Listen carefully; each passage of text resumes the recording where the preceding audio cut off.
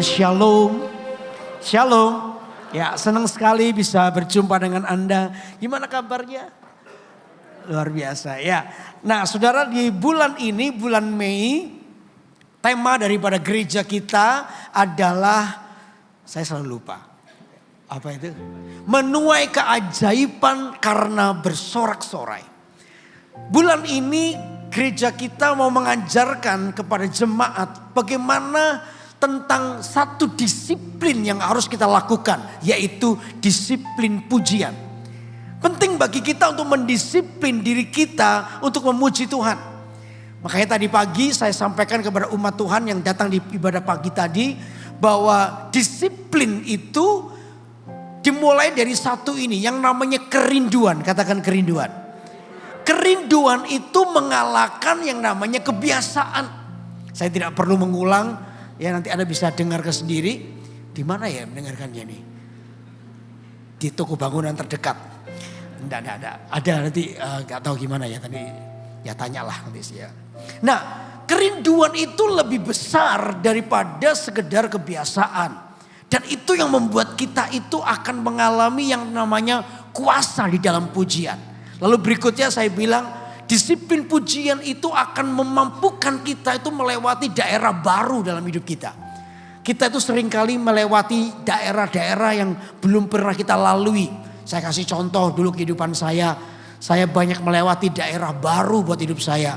Ketika saya divonis mandul azoosperma, saya tidak pernah berpikir bahwa saya ngalami itu. Kakak saya ya menikah, langsung istrinya hamil. Dia kakak saya yang perempuan juga langsung hamil. Saya perlu waktu 3 tahun. Dan ketika diperiksa ternyata saya azoosperma, tidak ada spermanya. Itu daerah baru. Daerah baru berikutnya saya tadi cerita bagaimana saya dulu cuma mendengar papa dari teman saya meninggal karena serangan jantung. Tapi hari itu saya sendiri mengalami papa saya meninggal tanpa sakit apapun, tiba-tiba serangan jantung pertama langsung meninggal dalam waktu 10 menit. Daerah baru buat hidup saya. Dimana di keluarga kami tidak ada yang bekerja, cuman papa yang bekerja, mama itu ibu rumah tangga. Yang bekerja dipanggil Tuhan.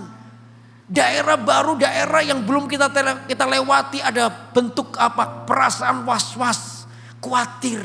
Tapi tadi janji firman Tuhan, kalau mata kita melihat hadirat Tuhan, kita akan mengalami kemenangan. Katakan amin. Disitulah perlu yang namanya disiplin pujian. Untuk itu mari kita akan baca Alkitab kita dulu. Masuk pasal yang ke-42. Mazmur 42. Ayat yang ke-5 dan yang ke-6.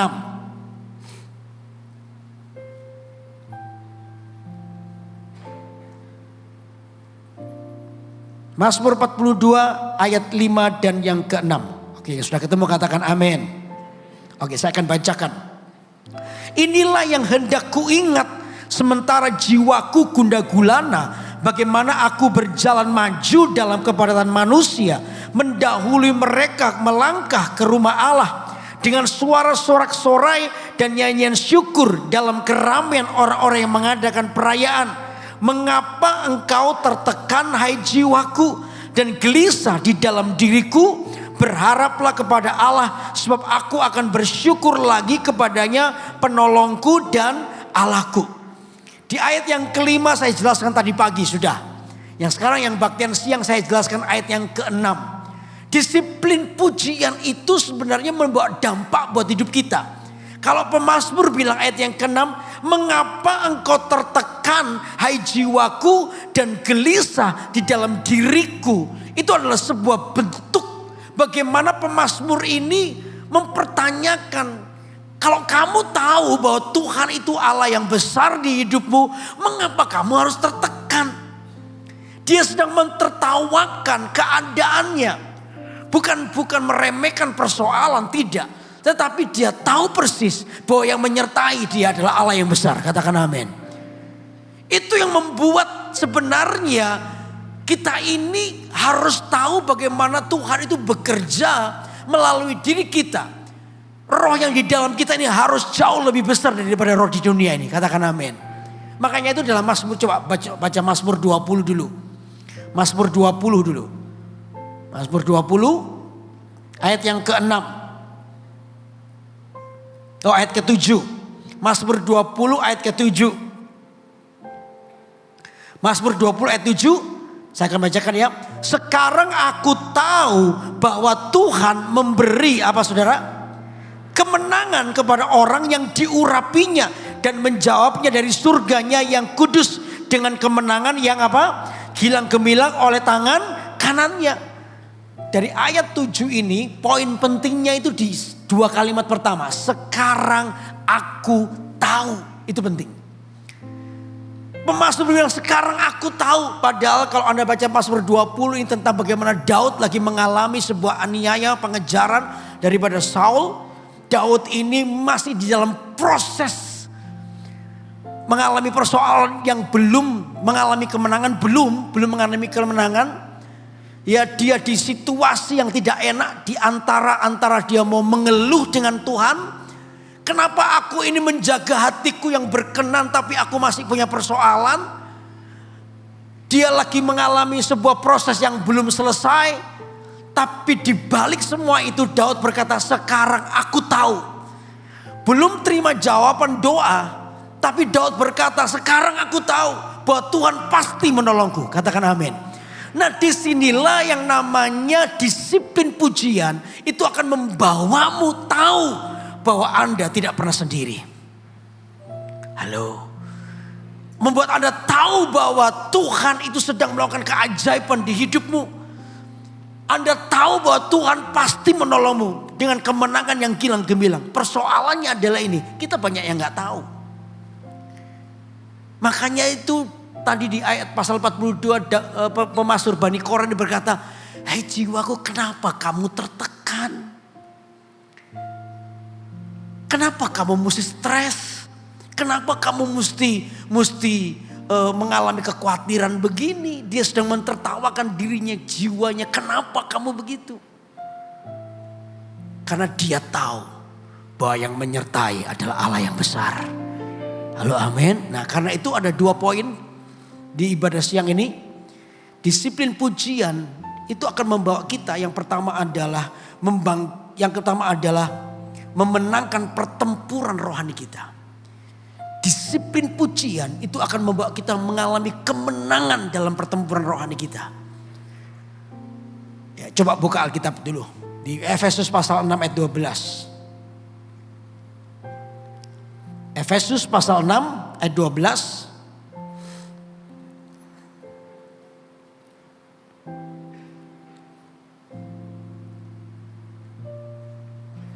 Efesus pasal 6 ayat 12 dikatakan nih, karena perjuangan kita bukanlah melawan darah dan daging, tetapi melawan apa saudara? Pemerintah-pemerintah, melawan penguasa-penguasa, melawan penghulu-penghulu dunia yang gelap ini, melawan apa? Roh-roh jahat di udara. Hidup kita ini selalu dimulai dengan peperangan rohani, dan iblis berusaha membuat kita ini mengalami yang namanya kelemahan. Letih lesu di mana? Di bagian iman kita. Lewat persoalan, lewat tuduhan, lewat semuanya, dia berusaha untuk membuat kita ini lemah.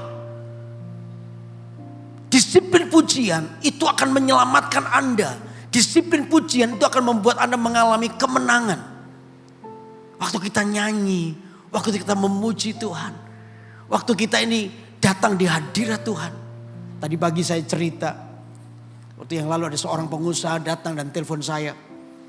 Ibu istrinya, dia telepon saya jam 2 pagi. Ya saya kaget karena ada telepon masuk. Ya saya gak kenal siapa ini, tapi saya tahu ini pasti jemaat. Ya, oke saya terima, halo, betul ibu-ibu di sana, Pak Yudi. Saya minta maaf ya Pak, saya ganggu Bapak jam 2 pagi telepon. Tapi saya ini sungguhan mau minta tolong Pak Yudi, bisa gak doakan suami saya. Suami saya dalam keadaan stres Pak, sekarang terbaring kaku. Kenapa Bu? Gak tahu Pak. Menurut dokter dia gak apa-apa sih, kesehatannya baik. Cuma dia lagi stres, berat, terbaring kaku. Gak bisa ngomong Pak, terbaring aja. Saya bilang oke. Saya datang ke rumahnya. Saya datang ke rumahnya, lalu saya diajak ke kamarnya. Saya lihat suaminya terbaring kaku gitu. Gak bisa ngomong. Dia bilang, saya bilang kenapa ini? Istrinya cerita kalau mereka ini pengusaha transportasi kapal. Dan mereka ngalami masalah, habis si kapalnya ngalami ini. Ada beberapa kapal ngalami ini, sehingga gak bisa berangkat. Sampai yang terakhir itu yang tadi malam, ini harapan kami. Tadi malam tiba-tiba jam 7 dikasih kabar kapalnya yang terakhir yang hanya satu-satunya bisa berangkat itu nabrak karang dan gak bisa jalan. Suaminya stres. Karena dia kalau ini pengiriman barang kalau sampai dia telat menurut perjanjian ya dia akan dipinalti. Didenda banyak banget karena ini kapalnya semua gak jalan. Wah stres banget, dia bisa bangkrut, dia bisa ngalami ini karena kondisi itu. Sehingga sampai ketika suami ini mendengar itu dia langsung stroke kayak stroke bayangan gitu. Gak bisa apa-apa cuman matanya aja buka tapi semua gak bisa gerak. Menurut Pak Yudi gimana ya? Loh kalau saya ditanya kapal saya gak ngerti Bu. Kalau ibu tanya soal firman Tuhan saya jawab. Lah ya menurut firman Tuhan bagaimana? Saya bilang kalau pengalamanmu tidak bisa menolongmu. Kalau uangmu tidak bisa menolongmu. Kalau pengetahuanmu, keahlianmu tidak bisa menolongmu. Ibu harus tahu itu tandanya Tuhan pingin Anda berharap sama Tuhan. Kamu tidak bisa menolong dirimu sendiri. Supaya kamu jangan sombong dengan kekayaanmu. Iya Pak, kami ini sudah sombong. Ya kan? Puji Tuhan ngaku dia. Iya Pak, ini suami saya ini loh dulu itu suka ke gereja loh. Begitu diberkati dia lupa. Suka main golf kalau minggu itu. Sampai gak mau ke gereja. Cuman kalau saya ke gereja sendirian dia cuman gini. Mah salam sama Tuhan Yesus ya. Gitu. Enak aja salam. Cuman gitu dia gak mau Pak ke gereja. Ah ya itu masalahnya. Akhirnya saya bilang saya cuma tahu satu tempat. Hadirat Tuhan itulah tempat pertolongan kita. Makanya pemas bilang mengapa kamu tertekan hai jiwaku. Masih ada hadirat Allah yang sanggup menolongmu. Disinilah disiplin pujian terjadi. Kata Alkitab tadi Mazmur 42. Aku akan bersyukur sekali lagi. Hai jiwaku kenapa kamu tertekan. Kenapa kamu gundah gulana? Ini yang aku harus lakukan. Aku akan pergi ke rumah Tuhan. Dan aku akan bersyukur sekali lagi kepada Tuhan. Itu disiplin pujian. Akhirnya saya ambil gitar. Saya nyanyi lagu. Tadi pagi gak ada jemaat yang tahu lagu ini. Kalau ini jemaat yang tahu. Saya tahu umur Anda berapa. Coba lagu apa? Tuhan angkatlah jiwaku lebih dekat. Wah ada yang tahu lagu ini. Kepadamu. Wih tahu loh. Pak Albert saya gak tahu. Tinggi. Ku merindu Tuhan angkatlah jiwaku. Tuhan angkatlah jiwaku lebih dekat kepadamu.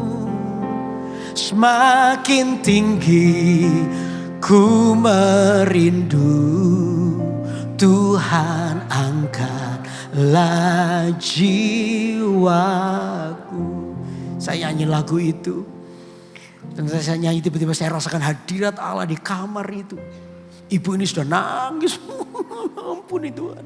Saya ini kalau lihat orang nangis saya suka tergoda ikut nangis. Akhirnya saya juga ikut nangis. Gak ikut punya masalah tapi ikut nangis. Nah saya nangis karena dijamah oleh Tuhan. Kita nangis berdoa. Saya sudah ampun Tuhan. Ampuni Tuhan. Ampuni. Akhirnya kita menyembah Tuhan. Kita menyembah Tuhan. Di hadirat Tuhan kita menyembah Tuhan. Kita menyembah Tuhan. Setelah agak tenang. Saya dengar Bapak itu nangis. Bapak itu bisa nangis. Padahal pertama gak bisa ngomong. Mujizat pertama ini Bapak ini bisa nangis. Akhirnya saya coba bantu dia untuk duduk di kasur. Begitu dia duduk ternyata masih bisa gerak. Lalu dia turun di lantai itu. Kita nyanyi, kita nyembah lagi, kita nyembah. Saya doakan dia. Wah dia terobah, kita nyanyi lagi, kita nyembah terus sampai merasa kemenangan terjadi di situ. Wah saya tahu bahwa pertama ini memang persoalan belum selesai. Tapi mujizat pertama terjadi apa itu? Tuhan kasih damai sejahtera. Kata Alkitab, aku tinggalkan damai sejahteraku bagimu. Mujizat pertama, hatinya bisa tenang. Dia tidak lagi kalut, memang persoalan belum selesai, tapi hatinya itu tenang. Hati menghadapi itu tenang. Kenapa kamu mesti tertekan, hai jiwaku? Kenapa? Kenapa harus tertekan? Ada hadirat Allah di situ yang memampukan kamu untuk mengalami kemenangan. Katakan amin. Peperangan ini harus dimenangkan, gak usah kalut dulu, gak usah putus asa. Ada Yesus di sini, masih ada Tuhan yang sanggup menolong hidupmu. Dia mengalami ketenangan, dia tenang, dia nyanyi lagi. Saya lihat dia wajahnya sudah mulai berubah. Sementara tenang kita nyembah, saya lagi berdoa, tiba-tiba di hati saya ada suara begini, nyanyikan lagu, hari ini harinya Tuhan, mari kita bersukaria. Saya bilang sama Tuhan, iki gak cocok Tuhan. Ini jam 4 pagi. Suasana nangis-nangis, tiba-tiba hari ini harinya Tuhan. Ini kalau unsur PAW gak ngangkat suasananya. Ini gak bisa nyebrang, begini gak bisa. Ya tengah-tengah hari ini kan gak cocok. Tapi saya belajar taat dengan suara Roh Kudus, jadi agak begitu tenang saya nyanyi. Hari ini harinya Tuhan, mari kita bersukaria. Hari ini, akhirnya ibu bapak itu ikut nyanyi. Hari ini, ya agak melotot gitu lihat saya. Hari ini harinya Tuhan, waktu bersuka, tiba-tiba bapaknya itu berdiri saudara. Mungkin sering ikut ibadah augi kita bersuka, muter gitu. Di dalam bersuka. Udah, wah tiba-tiba sukacita luar biasa. Persoalan belum selesai tapi kemenangan sudah di hati kita. Kenapa? Kita tepuk tangan dulu. Kenapa kamu mesti tertekan? Halo amin. Kenapa kamu mesti tertekan hai jiwaku? Kenapa kamu memilih untuk tertekan? Masih ada hadirat Tuhan di situ. Akhirnya saya doakan dia tumbang di situ, dia dipenuhi Roh Kudus. Wah, bahasa harus sudah selesai. Saya doakan saya pulang, pamit pulang. Sampai di rumah kira-kira jam 5 pagi. Saya tidur. Ini handphone lupa saya matikan. Udah, saya tidur. Saya tuh merasa sebentar tidurnya tiba-tiba handphone saya nyala. Kayak kaget. Tak lihat ini nomor tadi pagi. Jangan-jangan ibunya Pak bisa doa penghiburan ya itu kan. Angkat teleponnya, halo, ternyata bapaknya. Halo Pak Yudi, semangat tuh. Halo Pak Yudi, halo. Pak Yudi sudah bangun. Saya bilang sebenarnya belum tapi terpaksa bangun bapak telepon. Ini kenapa Pak? Pak Yudi kapan ke kantor jam berapa? Jam 8:30 saya bisa ngantor. Oh iya Pak, saya sudah di gereja ini. Saya tunggu Bapak ya. Loh kenapa? Yuk kita doa Pak. Doa lagi yuk. Ayo wes, ayo wes. Tunggu ya, saya mandi, saya siap-siap. Kita doa, terus doa. Seminggu bisa 2 kali dia datang, kita doa. Di akhir suatu saat dia cerita, Pak saya ngalami mujizat. Kapal ini jalan, kapal ini. Bahkan yang tertambat di jalan. Saya nggak jadi di penalti, saya nggak jadi di denda, tapi saya dapat berkat berlimpah-limpah. Thank you untuk hadirat Tuhan yang ada dalam hidup kita. Amin saudara. Halo amin. Peperangan rohani harus dimenangkan, disiplin pujian. Kita itu kata Alkitab waktu kita nyanyi. Alkitab berkata Tuhan itu bertakhta di atas pujian umatnya. Anda jadi jelaskan tadi waktu kita nyanyi lagu. Coba, jangan fales lagi. Coba.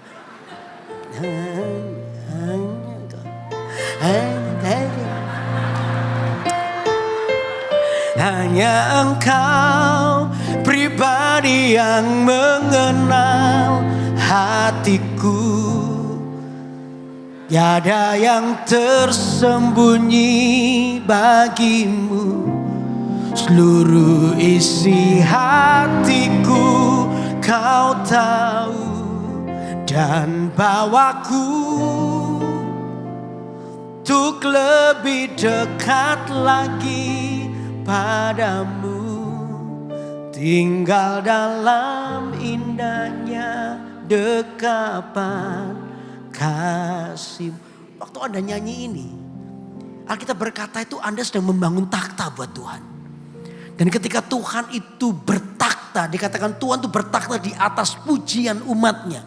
Jadi Anda jangan remehkan Anda ketika Anda nyanyi tadi.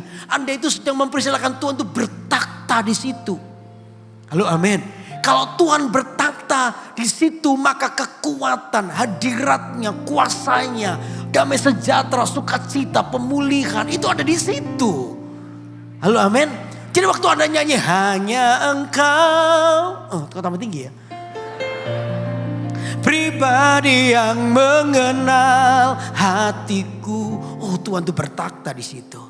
Kekuatannya memulihkan hidup kita. Katakan amin. Nah, disitulah kita itu bisa memenangkan peperangan rohani kita. Sehingga Anda berkata kepada dirimu ketika Anda mengalami masalah, kenapa kamu mesti tertekan? Hai jiwaku, kenapa? Tuhan itu besertamu. Dia tidak pernah meninggalkanmu. Amin, saudara. Peperangan rohani ini dapat dimenangkan. Saya coba jelaskan sebentar.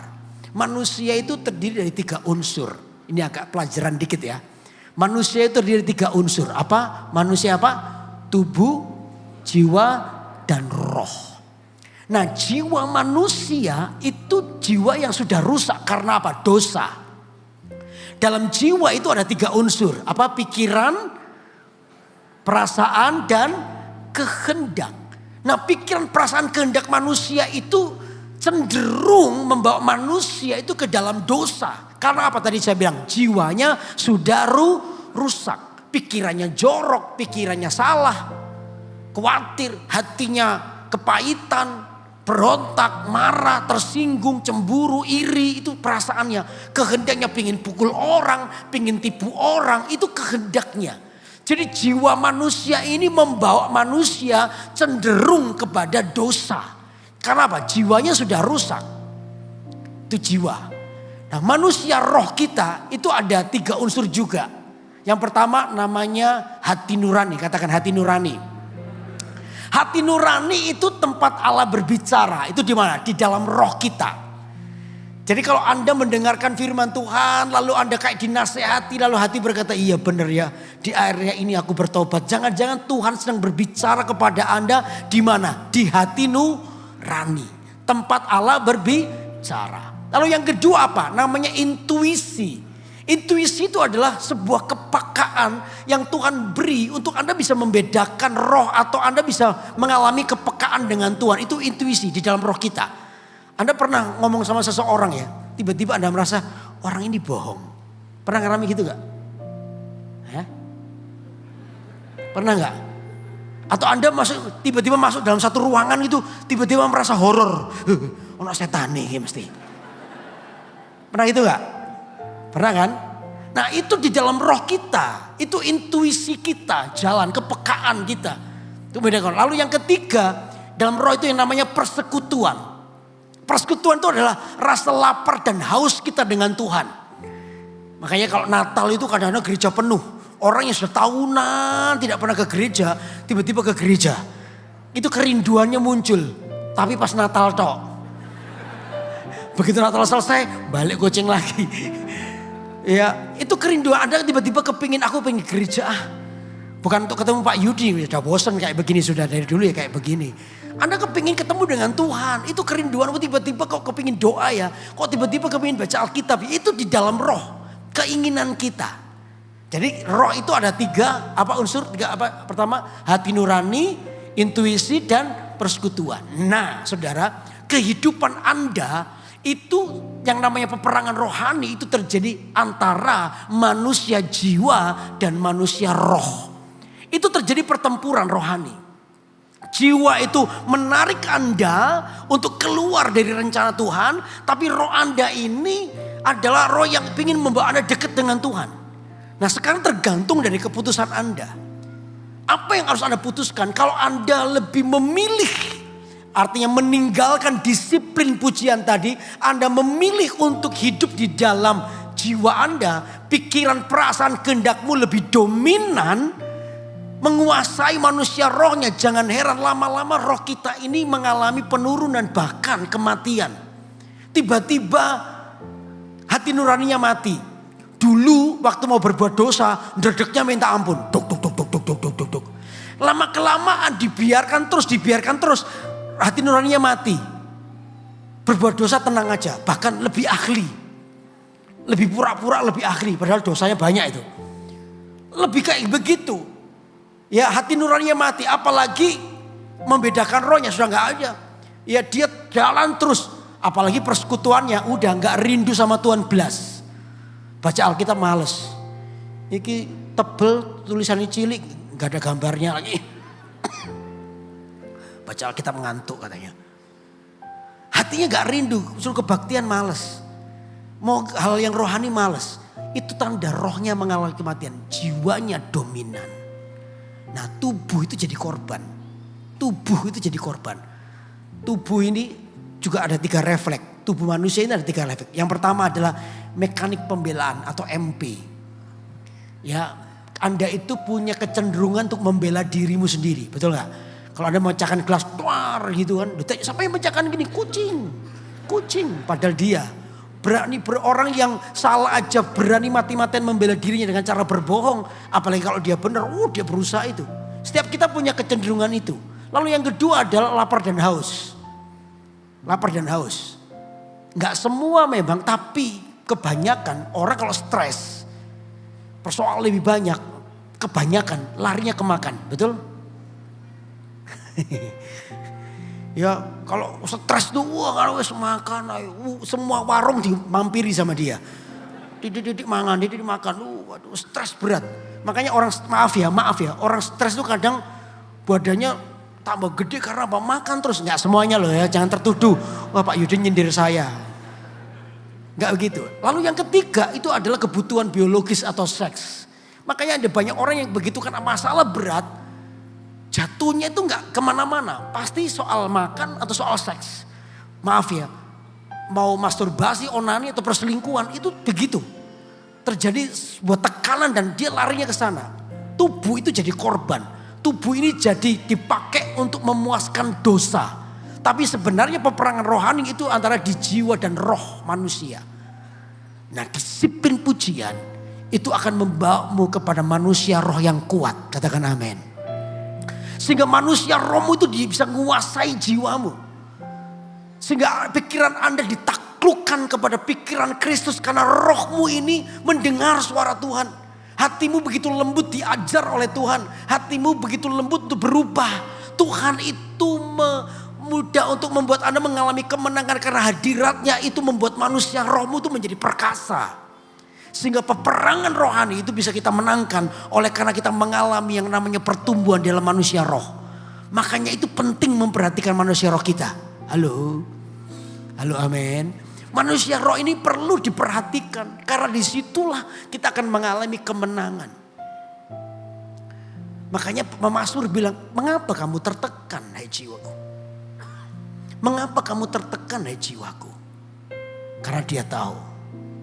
Manusia rohnya akan bangkit dan mengalahkan yang namanya manusia jiwa. Sehingga pikiran, perasaan dan kehendaknya ditaklukkan di dalam pikiran Kristus dan kehendaknya. Amin saudara. Nah saya percaya kalau ini terjadi maka kita akan mengalami yang namanya kemenangan di dalam Tuhan. Persoalan apapun yang kita alami boleh datang silih berganti. Tapi satu hasilnya kita akan mengalami kemenangan. Karena Tuhan menyertai hidup kita. Katakan amin.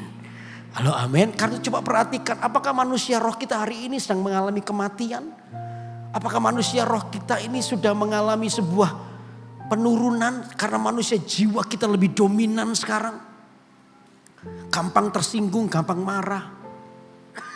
Gampang tidak bisa mengampuni. Manusia jiwa kita lebih mendominasi manusia roh kita. Kalau itu terjadi, dari siang hari ini, mari kita bawa kepada Tuhan.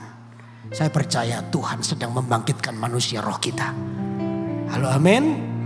Amin. Itu yang pertama. Jadi kita mengalami kemenangan dalam pertempuran rohani. Yang kedua coba baca dari Mazmur berapa tadi? 42 ya. Ayat yang ke-6. Jiwaku tertekan, ayat yang ke-6 betul. Mengapa engkau tertekan hai jiwaku dan gelisah di dalam diriku? Berharaplah kepada Allah sebab aku akan apa?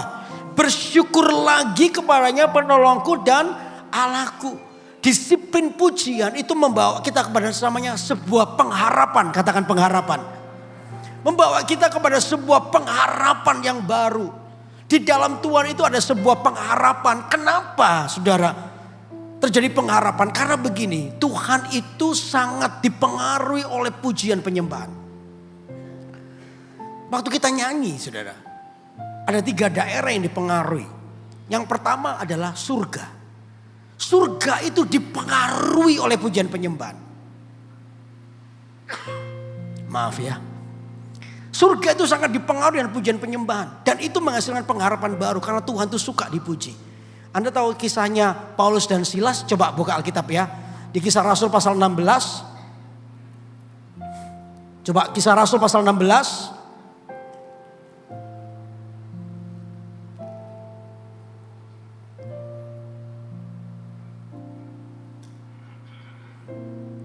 Bentar, Kisah Rasul pasal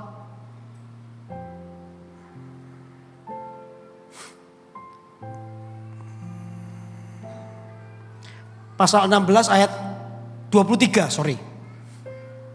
Kisah Rasul pasal 16 ayat 23. Dikatakan begini, setelah mereka berkali-kali didera, mereka dilemparkan ke dalam penjara. Kepala penjara diperintahkan untuk menjaga mereka dengan sungguh-sungguh. Coba saya jelaskan dulu. Mereka berkali-kali didera. Kata didera itu beda dengan dipukul. Didera itu begini, dipukul sampai menimbulkan bekas, itu namanya didera. Jadi kalau saya pukul seseorang gitu, bang, tidak ada apa-apa, itu belum didera. Itu masih biasa, dipukul biasa. Tapi kalau saja saya pukul giginya tanggal 2, putus 2 atau bengkak, nah itu namanya didera. Kalau Alkitab mereka berkali-kali didera, jadi Anda bisa bayangin waktu itu Paulus dan Silas dalam keadaan bengkak, gak dijelaskan secara detail. Tapi saya bisa bayangkan mungkin gigi depannya tutus 2, ini bengkak, matanya bengkak begitu. Mereka berkali-kali didera. Terus sesuai dengan perintah ayat 24, sesuai dengan perintah itu kepala penjara memasukkan mereka ke ruang penjara yang paling tengah dan membelenggu kaki mereka dalam pasungan yang kuat. Tetapi kira-kira tengah malam Paulus dan Silas apa saudara? Berdoa dan apa? Menyanyikan puji-pujian kepada Allah, dan orang-orang hukuman lain mendengarkan mereka.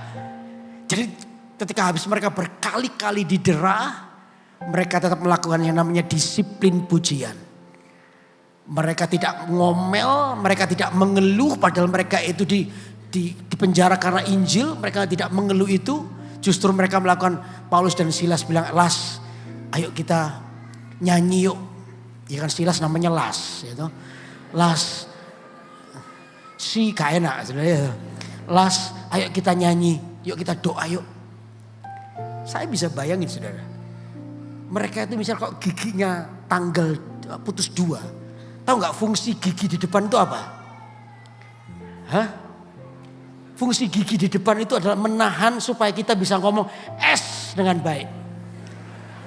Sekarang saya sudah bebas. Anda bisa jelas, sudah bebas. Sekarang saya itu karena gigi depan saya nahan udara. Ya itu. Coba kalau ini tanggal, ngawas, hash gitu bahasanya. Cobaan putusan 2, coba. 2 pasti hash gitu. Saya bayangin kalau hari itu Paulus dan Silas giginya tinggal tanggal 2 di depan bolong itu, suruh nyanyi, pasti suaranya gak enak, betul gak saudara?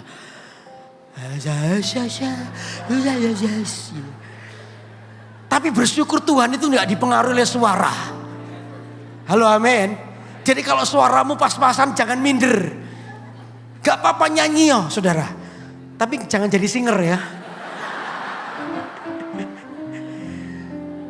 Tuhan itu dipengaruhi oleh hatimu. Amin. Makanya itu Paulus dan Silas nyanyi lagu apa misalnya. Apa ya? Kayak tadi nyanyi apa? Tadi lagunya apa sih? Apa tadi?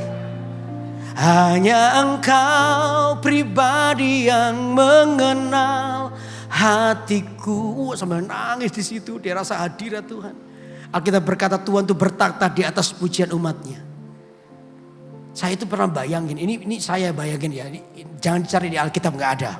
Saya ini pernah bayangin, Kalau kita tuh menikmati lagu yang Anda suka, apa yang Anda lakukan? Pak Albert contoh. Pak Albert kalau dengar lagu yang Pak Albert suka, apa yang goyang?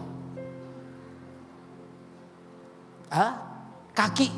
Pak Albert misalnya lagu na na na na na da da da da gitu. Na na na na na da gitu. Misalnya ada kakinya goyang. Ada yang juga kepalanya goyang. Ada yang jempolnya begini muter-muter. Ada juga. Kalau dangdut ya gini.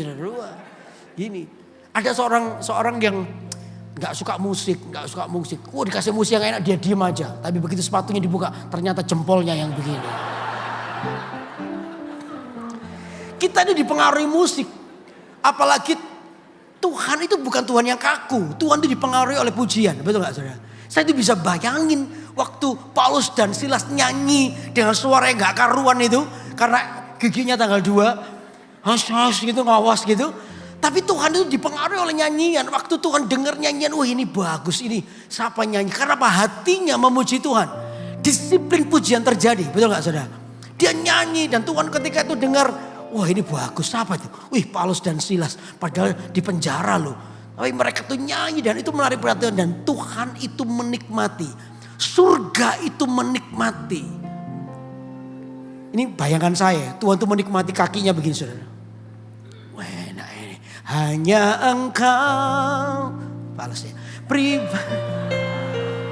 Kunci apa sih? Pribadi yang mengenal hatiku. Kakinya begini. Kalau sudah Tuhan begini, apa yang terjadi? Alkitab berkata bahwa bumi itu tumpuan kakinya Tuhan. Kalau Tuhan sudah gini, apa yang terjadi? Kayak kita baca ya. Ayo, baca ya. Ayat 26. Akan tetapi terjadilah apa? Karena apa? Tuhan tuh kakinya gini loh saudara. Terjadi gempa bumi. Artinya Tuhan tuh akan melakukan hal yang supranatural yang gak pernah Anda duga. Sebab Tuhan tuh bertakhta di atas pujian umatnya. Halo amin. Sesuatu yang tidak pernah kita duga. Tuhan tuh melakukan keajaiban. Dan yang luar biasanya coba lihat ya. Akan tapi terjadilah gempa bumi yang hebat sehingga sendi-sendi penjara itu goyah. Dan seketika itu juga terbukalah semua pintu dan terlepaslah belenggu mereka semua. Saya sempat agak terganggu dengan ini. Kalau sendi-sendi penjara pecah karena gempa bumi oke. Tapi belenggu itu loh. Saya coba bayangkan itu pakai kecerek ya. Siapa yang pernah dikecerek? Anda tahu kecerek. Kecerek itu tuh. Kalau Anda terjadi gempa, paling ada yang goyang, betul gak? Ini kan kecerek tetap begitu, tapi kecerek itu bisa lepas. Belenggu itu bisa lepas. Artinya sesuatu yang tidak pernah kita duga akan terjadi. Surga dipengaruhi oleh pujian dan penyembahan kita. Itu yang membuat pemazmur bilang, kenapa kamu tertekan? Kenapa kamu stres? Kenapa persoalan ini? Berharaplah kepada Tuhan. Sebab waktu kamu nyanyi di hadirat Tuhan, kamu sedang melihat sebuah pengharapan karena surga itu dipengaruhi dengan pujian penyembahan. Dan saya percaya surga itu akan datang dengan keajaiban dalam hidup Anda. Amin saudara. Karena itu penting diajarkan ini. Supaya Anda mengerti, jangan meremehkan pujian penyembahan. Karena disitulah Tuhan bertakhta. Waktu mereka nyanyi, belenggu itu dilepaskan. Yang kedua, yang dipengaruhi oleh pujian penyembahan adalah jelas kerajaan kegelapan. Kerajaan kegelapan sangat dipengaruhi dengan pujian penyembahan. Belenggu itu bicara soal ikatan. Saya ini pernah satu saat diminta doakan orang sakit saudara. Waktu saya di sekolah, tiba-tiba karena kita ini ada jemaat-jemaat yang tinggal di desa-desa, di gunung-gunung, tiba-tiba datang. Lalu Pak Yudi, bisa gak doakan keponakan saya? Oh iya bisa. Bapak datang ke rumah ya. Rumahnya jauh. Kalau orang desa itu ngomong deket tuh Pak, kelihatan Pak. Itu bisa 2,5 bukit saudara. Jalan kaki. Dan gak bisa jalan naik mobil, harus jalan kaki. Jadi saya oke. Saya ajak 2 orang teman saya untuk pergi ke situ. Sebelum saya berangkat, teman-teman saya tanya mau kemana? Doain keponakan bapak ini. Mereka tanya tahu, kamu sudah diberitahu enggak? Dia sakit apa? Enggak. Dia gila Yud. Dia orang itu anak gila itu. Baru gila. Hah serius? Saya ini pernah trauma dengan orang gila. Karena saya ini pernah waktu SMP pernah dikejar-kejar orang gila. Saya nggak mungkin membatalkan, terlanjur sudah iya. Saya bilang ajak teman saya, ayo saya gak apa-apa pergi ya. Ya saya pergi sudah 2,5 bukit. Akhirnya sampai di situ capek duduk.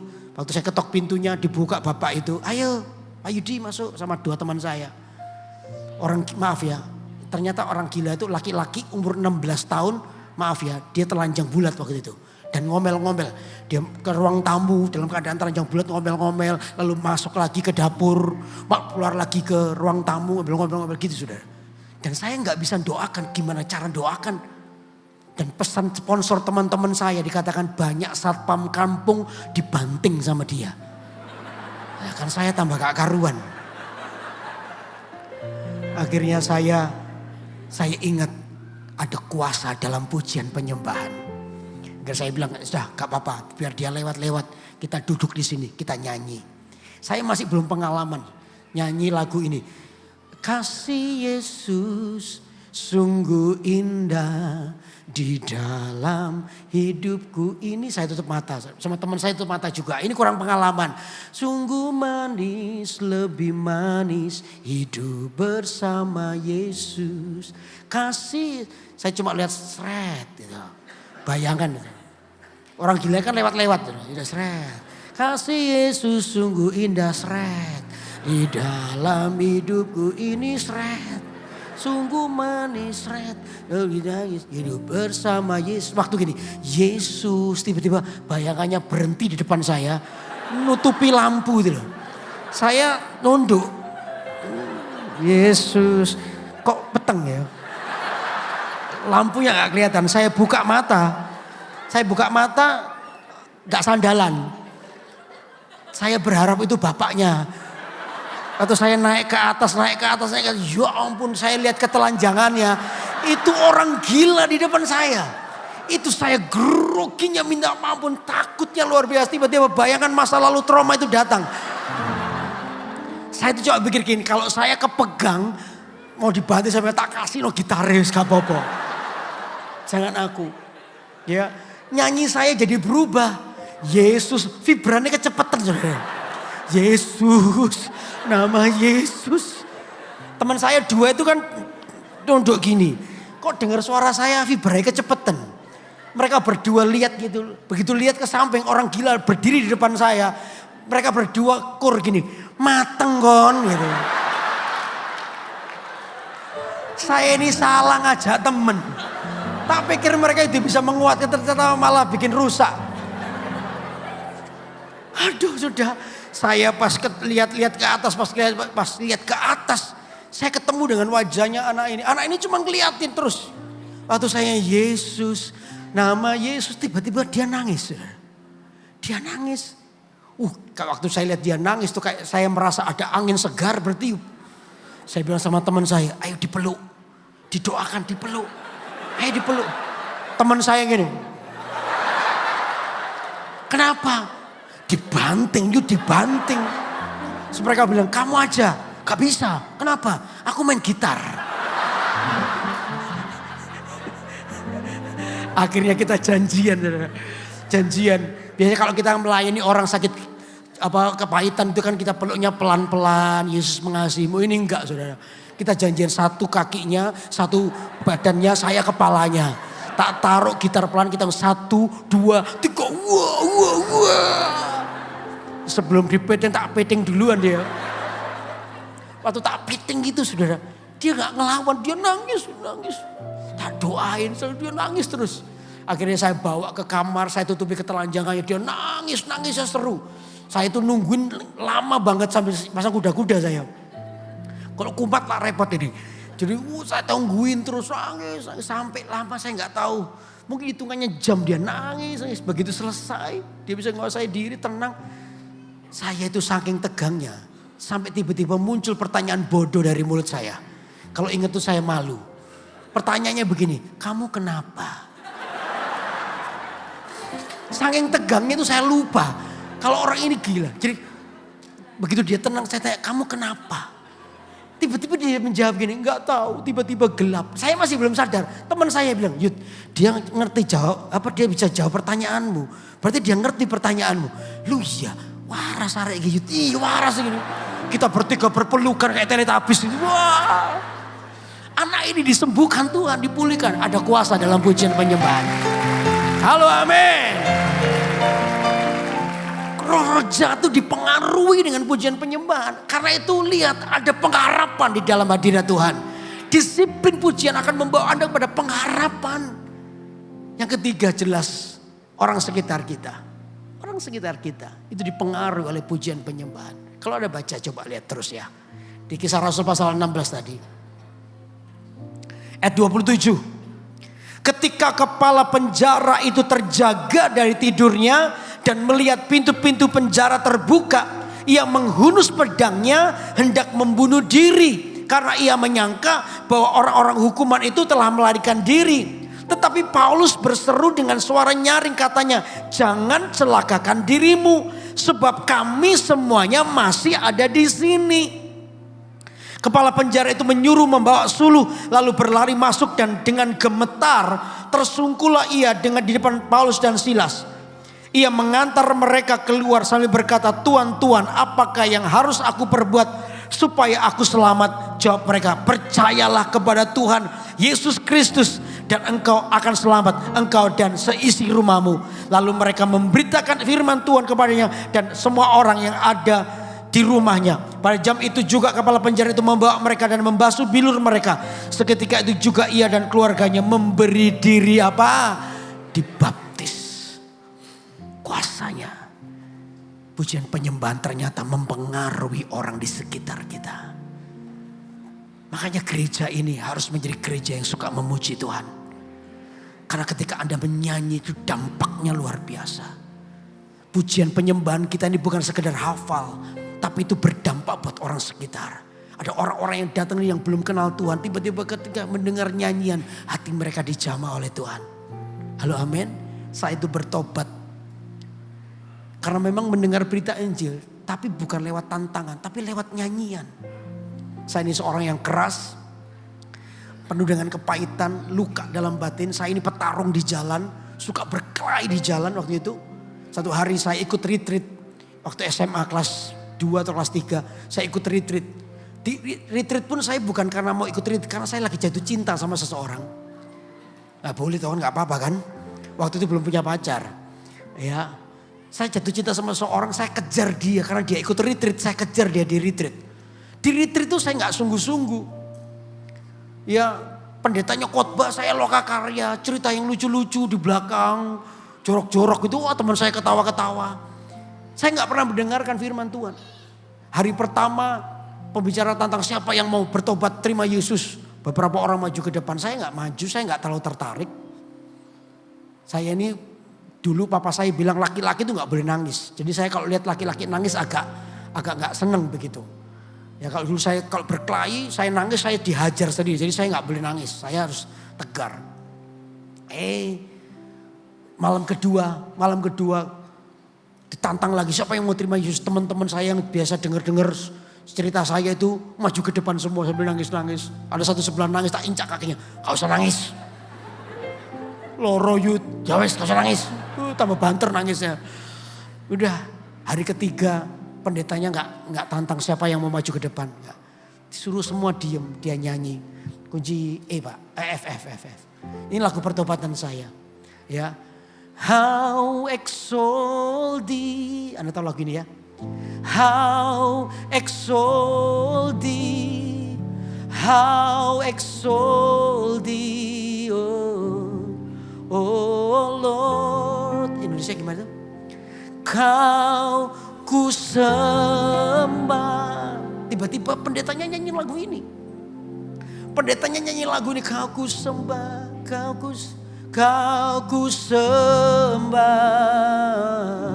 Oh Tuhan. Terjadi kurpilek di tempat itu. Teman-teman saya. Gitu saya masih tegar. Saya tuh gak suka situasi itu. Saya mau pulang. Saya mau keluar dari ruangan itu. Tapi saya tuh merasa kayak ada lem di belakang saya ini. Saya berdiri gak bisa. Kau ku sembah terus. Saya gak bisa keluar dari ruangan itu, saya harus denger itu. Saya tiba-tiba tuh kayak rasa ada yang peluk saya. Tiba-tiba itu kayak dari belakang ada yang peluk saya. Dan saya merasa pelukan itu pelukan kasih yang begitu luar biasa. Tiba-tiba air mata saya mengalir. Waktu air mata saya mengalir, saya ingat pesan ini. Laki-laki gak boleh nangis, tak hapus, cepet tak hapus. Tak hapus kali tambah banter, saudara. Tak hapus tambah banter di sini. Saya nangis jadi dari nangis biasa sampai saya nangis teriak-teriak. Saya nggak tahu gimana, saya tersungkur di situ, saya nangis di situ. Saya nggak tahu berapa jam saya nangis. Pokoknya begitu saya bisa menguasai diri. Saya buka mata, di gedung itu sudah nggak ada orang lagi. Saya sendirian di situ. Saya pikir, loh kok nggak ada yang doain aku ya? Saya lari ke kamar. Di kamar itu teman-teman saya lagi saat teduh. Mereka mau tidur kan biasa saat teduh retreat kan begitu. Saya biasanya kalau mereka saat teduh saya tidur, saudara. Teman saya bilangnya, Yud ayo saat teduh. Enggak. Ayo saat teduh, enggak. Ayo Yud. Saya marah beres. Saya sudah teduh, mau apa kamu? Ya, oke. Ini sudah ditinggal. Tapi hari itu ketika saya masuk kamar, teman saya lagi duduk melingkar itu. Saya ke tas saya ambil Alkitab saya yang sudah 3 hari gak pernah saya baca. Saya duduk di sebelah teman saya. Mereka cerita tentang kasih Tuhan. Tentang dijamah Tuhan. Saya tuh gak ngerti apa sih dijamah Tuhan itu. Apa sih kasih Tuhan itu. Saya gak ngerti. Tapi saya dengerin aja. Saya gak ngerti kamu tuh ngomong apa. Kasih Tuhan yang apa sih kasih Tuhan itu. Saya gak tahu. Sampai terakhir setelah saat teduh itu semua tidur. Saya juga tidur. Lampu dimatikan. Tapi saya gak bisa tidur. Saya terus terbayang tentang sesuatu yang saya rasakan dalam hati saya. Teman saya sudah mulai ngorok. Saya gak bisa tidur. Saya akhirnya duduk di kasur itu, saya duduk. Saya cuman gini, saya ini gak kenal Tuhan. Tapi saya mau kenal Tuhan. Saya nyanyi lagu yang tadi itu. Lagu simpel tuh. Kau ku sembah. Kau ku sembah. Kau ku sembah. Oh Tuhan. Tiba-tiba air mata saya mengalir. Kali ini beda. Tidak saya hapus. Tak biarin dia turun terus. Saya nangis. Tiba-tiba hati saya hancur. Saya gak tahan duduk di kasur itu. Saya turun di kasur itu, saya berlutut di hadapan Tuhan. Saya cuma ngomong, Lord, I want to know you more. Aku coba pingin kenal Tuhan lebih lagi. Aku gak tahu Tuhan, tapi aku pingin kenal Tuhan. Saya nyanyi lagu itu. Saya dilawat oleh Tuhan, saya nangis sejadi-jadinya. Pulang dari retreat itu ada sesuatu yang berubah di hati saya. Hari itulah pertemuan saya dengan Tuhan lewat nyanyian. Hari ini saya jadi hamba Tuhan karena sebuah nyanyian kepada Tuhan.